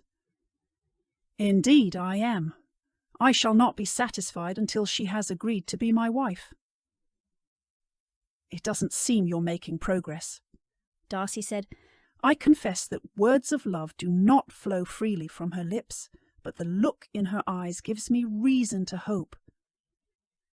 "By my estimation, you do not have much time before your self-imposed timetable has elapsed. Then what do you plan to do?" "It is true that time is running out. That is why it is important that I return to Hertfordshire. Once again I must prevail upon you to join the family for dinner. Besides, your being away from Hertfordshire may be the best thing for you in terms of winning Miss Elizabeth's hand. There is something to be said for the power of absence making one's heart grow fonder." The next 2 days came and went, with no word on when or even if the Netherfield party would return. Elizabeth supposed it was just as well that her father was away from Longbourn on business. Were he there to witness her low spirits because of Mr. Darcy's defection, he might consider her disappointment fodder for laughter. More than once he had questioned her, asking if she had made up her mind about the gentleman, and not once was she able to answer him with conviction. Elizabeth was not only disappointed that Mr. Darcy had left Hertfordshire under circumstances eerily similar to the manner of Mr. Bingley's leave-taking the previous autumn, but Mr. Bingley, who had returned to town a day or so before Mr. Darcy's leave-taking, had not yet returned either. Finally, she knew how Jane must have felt all those months ago to be so ardently courted one day only to be abandoned the next. Thus, the sisters consoled each other. A few weeks passed. Jane, having kept her silence regarding Mr. Darcy's attention to her sister long enough, had finally prevailed on Elizabeth to tell her everything that she had been keeping to herself. Jane had listened and wondered and waited throughout her sister's speech. When at last it was Jane's turn to talk, she said, "Dearest Lizzie, a man like Mr. Darcy is not inconsequential.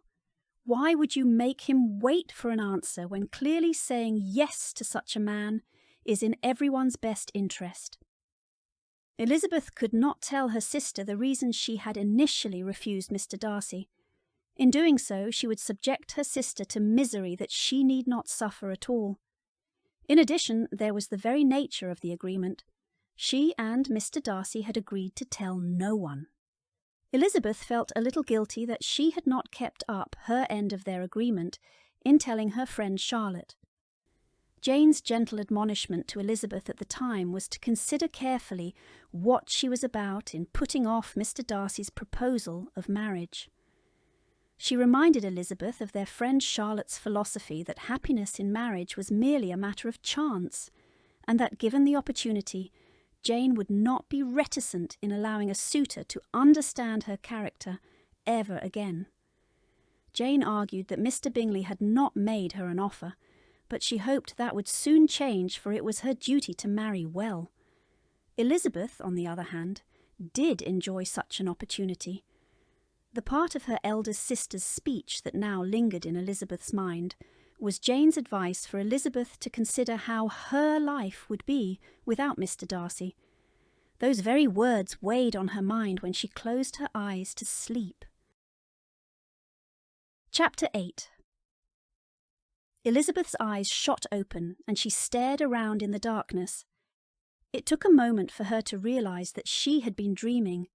Her dream had been most disturbing. One by one, the events of her dream replayed in her mind. She had refused Mr. Darcy's hand after he called on her at the parsonage house, and she had been fully justified in doing so. Having met the Colonel in the lane when he was making his annual tour of the park, he had told Elizabeth how Mr. Darcy had congratulated himself on saving his friend from a most disadvantageous alliance.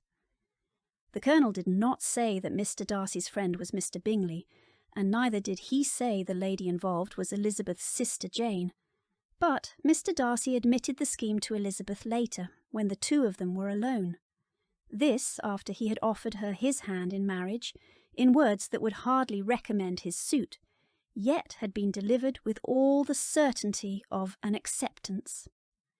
Elizabeth vowed she would never marry the man who had been the means of ruining her most beloved sister's happiness. Were it not the middle of the night, Elizabeth would have arisen from her bed and headed down the stairs and out the door for a solitary ramble to ease her restless mind.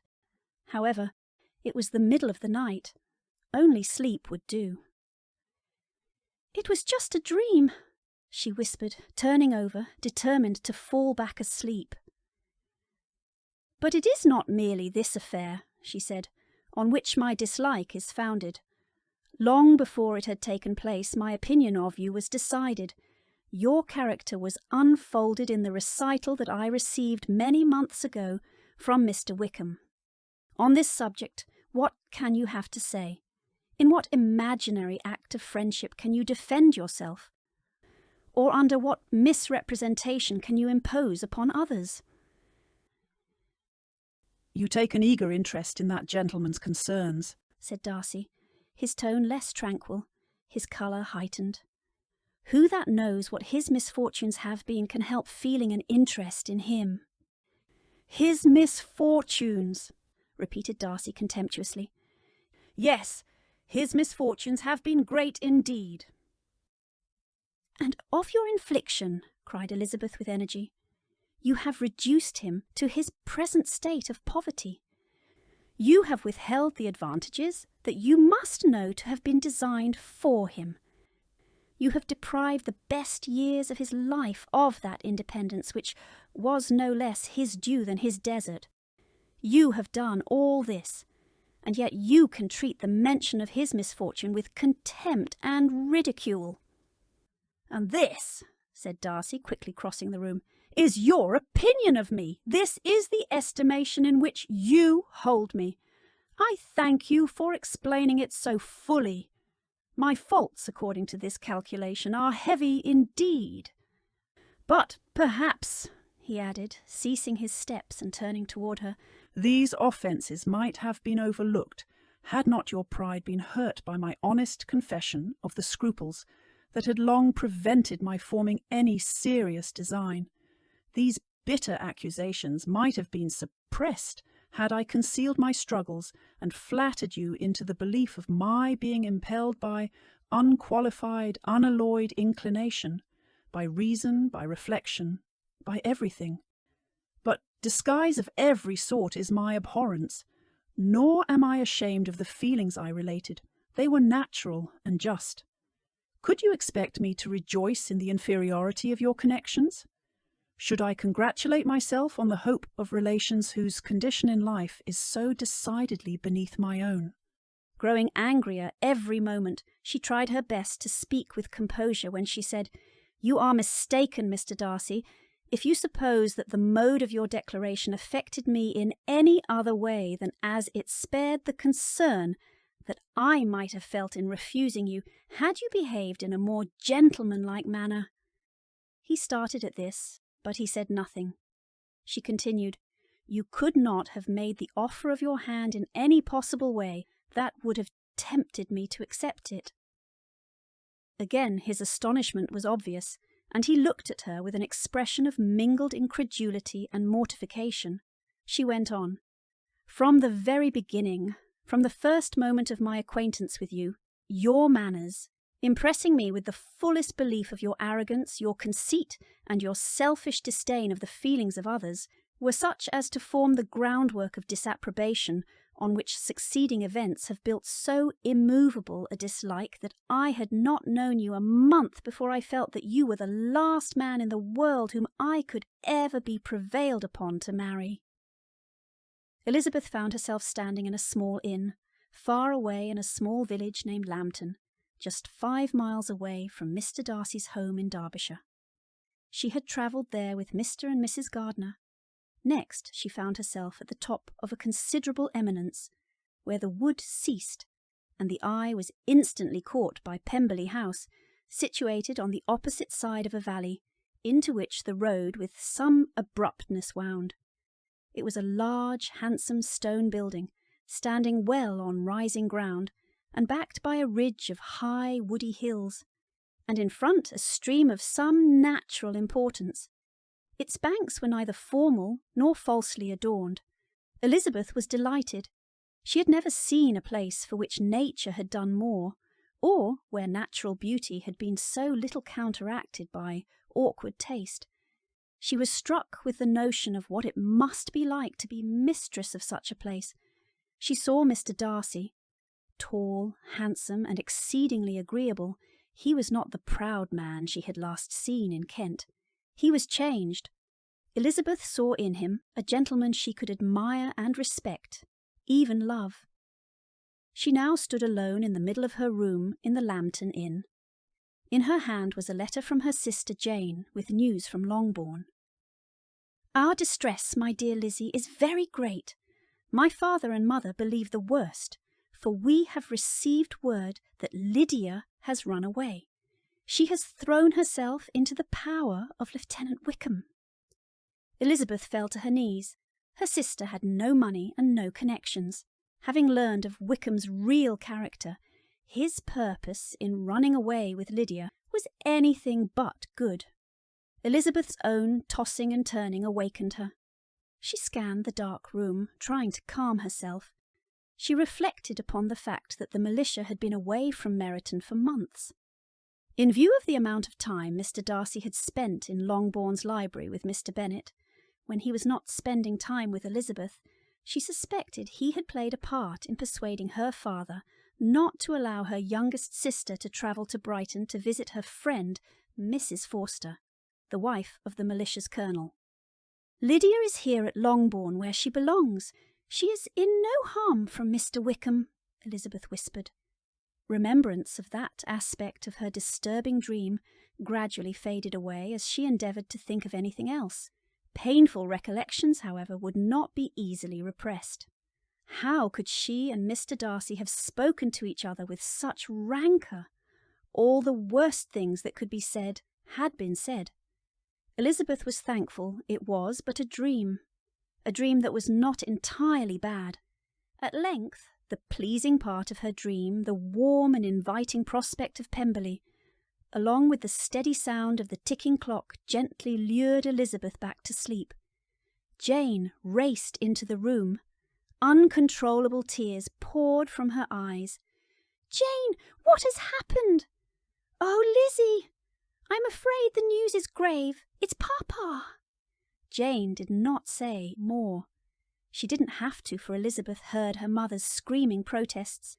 Elizabeth donned her robe, and she and Jane raced from the room and down the stairs. There stood Lady Catherine de Bourgh and Elizabeth's ridiculous cousin, Mr. Collins. That evil, sanctimonious woman insisted that Mr. Collins claim his rightful place as the heir of Longbourn at once. The proud woman just stood there at the foot of the stairs, laughing at Elizabeth, her mother, and her sisters. My nephew Darcy will never marry you now. As soon as he sees how low you are, he will be glad to have escaped such a fate. He and my daughter Anne will be married." "No, Mr. Darcy will never marry his cousin. He does not love her. He loves me." "You foolish girl, you may have drawn my nephew in by your arts and allurements. He may have been infatuated by your country charms, but my nephew is not foolish enough to fancy himself in love with you. You are beneath him in consequence. A union between the two of you would be laughable." "No, you are wrong. He loves me." People she had never seen before shepherded them out the door, with Lady Catherine on their heels ranting about how her nephew and her daughter were soon to be married. At last, the favourite wish of her family was to be realised. Elizabeth looked around and found she was no longer at Longbourn village, standing outside the manor house with her mother and her sisters and every material possession that they rightfully considered their own strewn across the ground. She was in London. She was at Matlock House, and there was Mr. Darcy sitting at the pianoforte with Miss Granger. She drifted to where the two of them sat. He didn't even see her. She was invisible to him. He looked happy, more contented than she had ever seen him. Between the two of them, the amiable, handsome gentleman and the simpering society miss, there were all the symptoms of love. "Lizzie," she heard someone say. "Lizzie! Wake up! You're having a dream." Elizabeth opened her eyes and saw her sister was sitting on the edge of the bed. "Jane!" "Oh, Lizzie, it's Papa!" Elizabeth bolted upright. "Papa, is he—" Chapter 9. "Indeed," Jane interrupted. "Papa has returned from his trip. Oh, Lizzie, you will never guess what he found in his library." She handed Elizabeth a letter.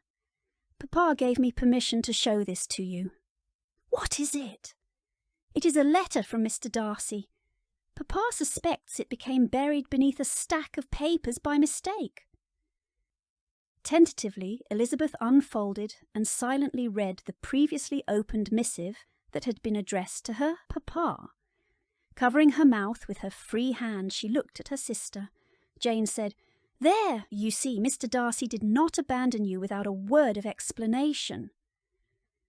"No," Elizabeth replied, half smiling, half relieved. "He merely returned to town on business."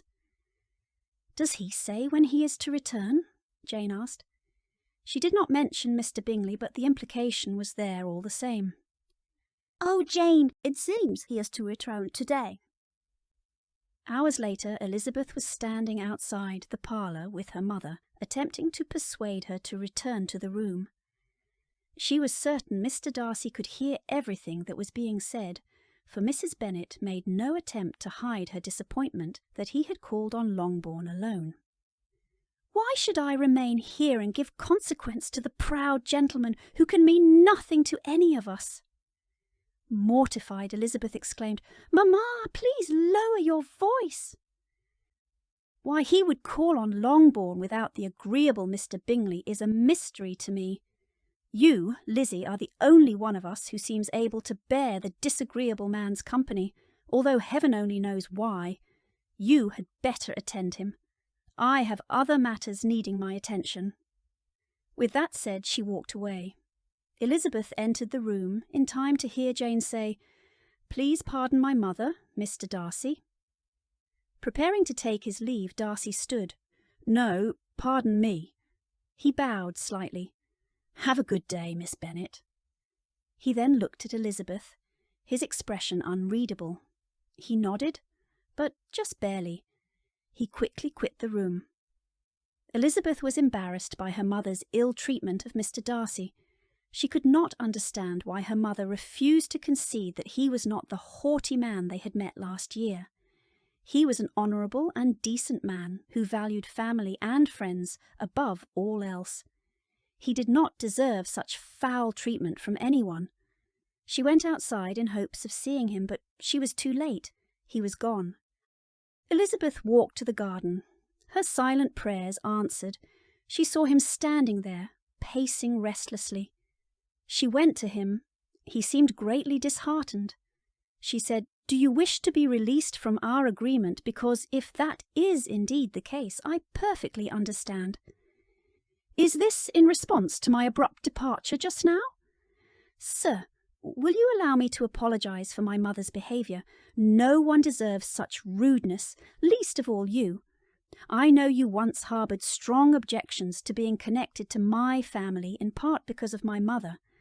I do not suppose things will ever change in that regard, which is why I am compelled to ask if you wish to be released from our agreement."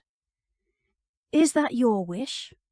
"Oh, Mr. Darcy, I only want you to be happy, and if there's a chance in the world that your happiness lies with another woman, someone the likes of Miss Granger, then that is what I would wish for you." "Miss Elizabeth, would you sentence me to a life devoid of passion and joy with a woman who means nothing to me, when here stands before me the only woman in the world whom I shall ever love?" His ardent profession of his feelings rendered her speechless. He took her in his arms. Gazing into her eyes, he brushed his thumb over her lips. "Would you, Miss Elizabeth?" Elizabeth moistened her lips, hoping she would soon know the feeling of his lips against hers. Closing her eyes, her fondest wish came true. The abrupt sound of a loud gasp drew their lips apart, and they looked up to see Mrs. Bennet standing close by. Dropping her basket of freshly cut flowers, she turned and raced to the house, shouting, "We're saved! We're saved! Oh, Mr. Bennet, we're saved!" Still embracing each other, Darcy and Elizabeth exchanged startled looks. Slowly their hands fell to their sides. "Shall we go after her and perhaps explain?" "I believe that can wait, sir. First, I need you to do something for me." "You must know I would do anything for you."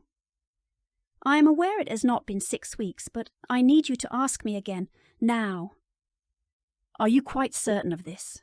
"Sir, would you rather we tell our 2 sons and 2 daughters that we were forced to marry, or would you rather tell them that ours was a love match?" "Miss Elizabeth, are you saying that you love me?" Smiling, she nodded and spoke softly. "Yes, I do, most ardently." Hearing that, Darcy took both Elizabeth's hands in his. "Pray, Miss Elizabeth Bennet, will you do me the honour of accepting my hand?" "Yes, Mr. Darcy. Ever mindful of the honour you have bestowed, it shall be my pleasure to be your wife." The next several days found Mrs. Bennet happily engaged in making wedding plans, for it was decided that Elizabeth and Mr. Darcy were to be married by special licence. Mrs. Bennet's joy was increased when, soon after the announcement of Elizabeth's wedding, Mr. Bingley offered his hand to Jane. Mrs. Bennet was determined to regard Elizabeth's nuptials as a forced arrangement. Hence, its urgency made it necessary that Jane and Bingley wait a respectable period before exchanging their vows. One day, Elizabeth and Mr. Darcy successfully escaped Mrs. Bennet's wedding planning schemes for a walk in the garden. It was all happening rather quickly, Elizabeth often supposed. In under a week she would no longer be of Longbourn. Pemberley would be her home. Mr. Darcy's sister Georgiana was to come and live at Pemberley as well. Already Mr. Darcy was looking forward to the 2 ladies forming a close attachment. When talk of Georgiana's coming out season arose, Elizabeth said, "I never had the pleasure of a London season. I should like very much to suppose that my younger sisters will enjoy such a privilege." Darcy nodded. "We must see that they do. Of course, their prospects will not be nearly so bright as Georgiana's, and neither would I expect them to be." Here Darcy mentioned his intention of enhancing each of Elizabeth's younger sisters' dowries. Elizabeth's surprise was evident. "Sir, it is too much to ask," she exclaimed. "On the contrary, my dearest, loveliest Elizabeth, for your sisters are to be my sisters. I want everything for them that I desire for Georgiana." She tucked her hands inside his folded arm. "You, sir, are entirely too good to me. I do not believe I can ever truly express what it means to me that you love me as you do." I do love you, Elizabeth. I plan to spend the rest of my days showing you how much you mean to me." Elizabeth's spirits soon rising to playfulness, she wanted Mr. Darcy to account for his having ever fallen in love with her. "How could you begin?" she inquired. "I can comprehend you going on charmingly once you had made a beginning, but what could set you off in the first place?" "I cannot fix on the hour, the spot, the look, or the words that laid the foundation. It is too long ago. I was in the middle before I knew that I had begun." "My beauty you had early withstood. As for my manners, my behaviour to you was at least always bordering on the uncivil, and I never spoke to you without rather wishing to give you pain than not. Now be sincere, sir. Did you admire me for my impertinence?" "For the liveliness of your mind, I did." "You may as well call it impertinence, sir, for it was very little less." She went on in that way, attributing his admiration to his being sick of civility, of deference, of officious attention. She said he was disgusted with the women who were always speaking and looking and thinking for his approbation alone. She spoke of having aroused and interested him because she was so unlike them. Concluding her discourse, she said, "Had you not been really amiable, you would have hated me for it. But in spite of the pains you took to disguise yourself, your feelings were always noble and just, and in your heart you thoroughly despised those who so assiduously courted you. There, I have saved you the trouble of accounting for it, and, all things considered, I begin to think my view of things entirely reasonable.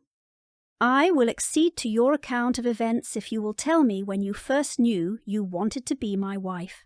I too must confess that my opinion of you has been improving ever so gradually, that I hardly knew when I wanted to be your wife." She lay a finger on her chin, feigning solemn reflection. "As I think about it, I believe I must attribute it to my seeing the beautiful grounds at Pemberley." His smile persuaded her that she had not injured him with her teasing, which was a very good thing, for she intended to exercise such liberties regularly. Her motives were purely selfish, for his smiles always warmed her heart. Darcy said, "I might find your account a bit more believable, if not for the fact that you have never seen your future home." "Were I you, sir, I would not be too certain of that. While it is true that I have never travelled to Pemberley, I have seen it in my dreams. I must say it is magnificent." Arching his brow, Darcy said, "Normally I would not place a great deal of credence in dreams. However, in your case I shall allow an exception, for it is my sincere wish to make all your fondest dreams come true." Elizabeth recounted her many dreams that were already unfolding. Jane's reunion with Mr. Bingley and their subsequent engagement, the prospects of advantageous matches for her younger sisters. Not to be diminished was her mamma's newly found peace of mind. Smiling, she thought of her own happiness and the life that awaited her as Mrs. Elizabeth Darcy. She rested her head on Mr. Darcy's arm as they continued along the garden path, content in the knowledge that, all in all, she would never have any cause to repine. Thank you for listening to Her Good Opinion, written by Eden Forster, nom de plume. Read by Anna, professional voice replica. Copyright P.O. Dixon. I hope you enjoyed the story.